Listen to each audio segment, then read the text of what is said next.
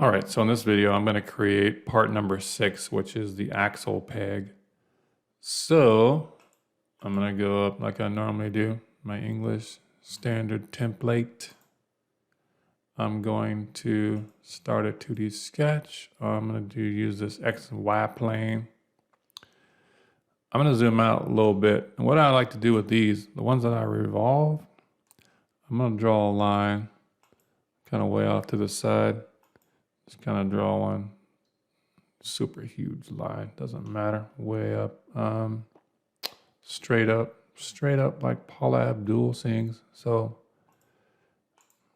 and then I'm gonna click on this line. I'm gonna turn it into a center line. So I'm gonna click the line, click the center line here, and then what I'm gonna do is I'm gonna use this concentric constraint to look for the midpoint of that line, which is here. And I'm gonna click on my center dot there. So that moves that center line right smack dab in the middle. And then I'm going to draw a line from, let's see, the center dot out and up a little bit here. Go straight up, come out a little bit, come up like so. And I'm gonna start dimensioning, put some dimensions on these. So I know that from this line to my center line here, that has a diameter of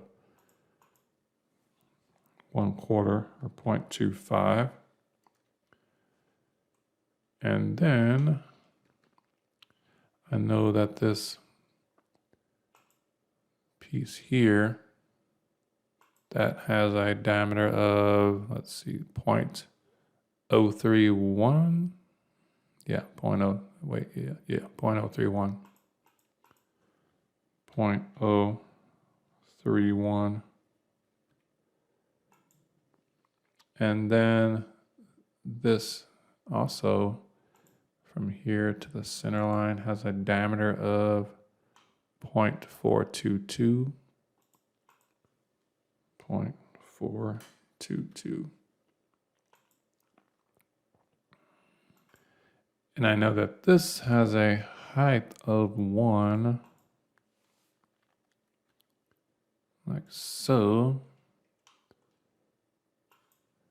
And then I'm gonna draw a line from, let's see, some up here, kind of over to the right a little bit. I know that that dimension is from, let's see, where do they give it? From this bottom flat piece here to the top here. That is 0.125. 0.125. Wait, where'd you go? Okay, you went back down there. Let me grab this and drag you out of the way. What else? Yeah, and then the dimension from the end here to the center line is, that's going to be 0.25. 0.25. Could probably drag this way up.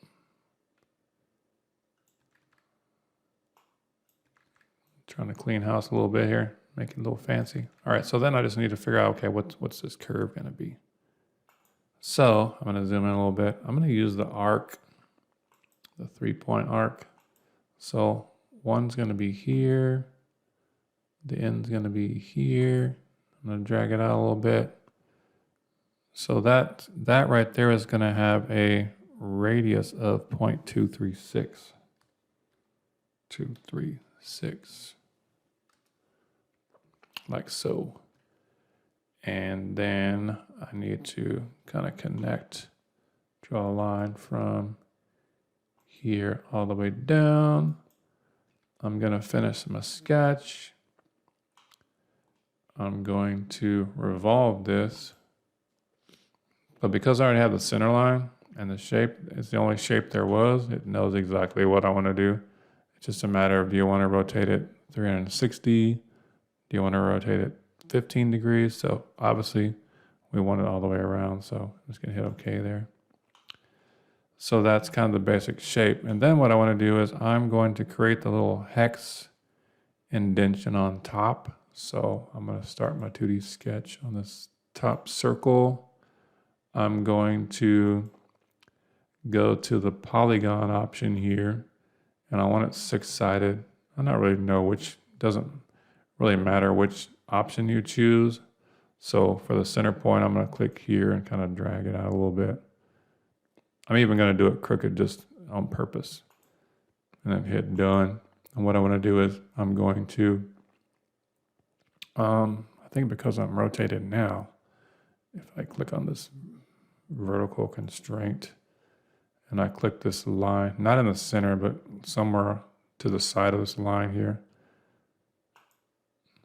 like there, then it'll move it in line like I want. And then I want to dimension, it says that it's 5/32 across the flats. So I'm just going to pick this top flat to the bottom right there, drag it out.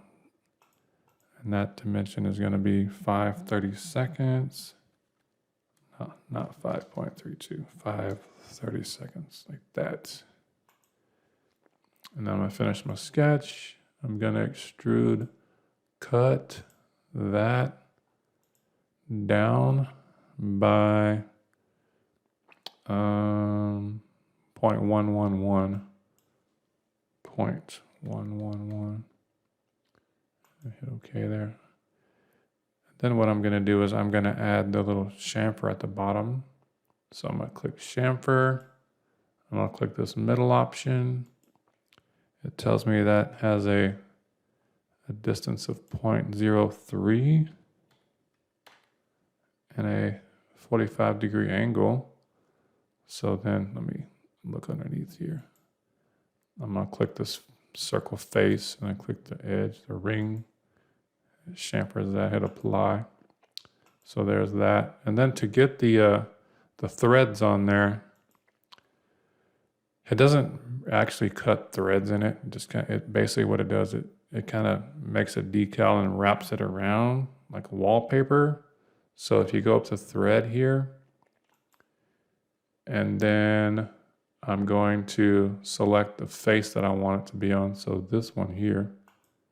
And then you can kind of see you can change the size and all this good stuff here. But what they're telling us is that we have a quarter and it's 20 UNC.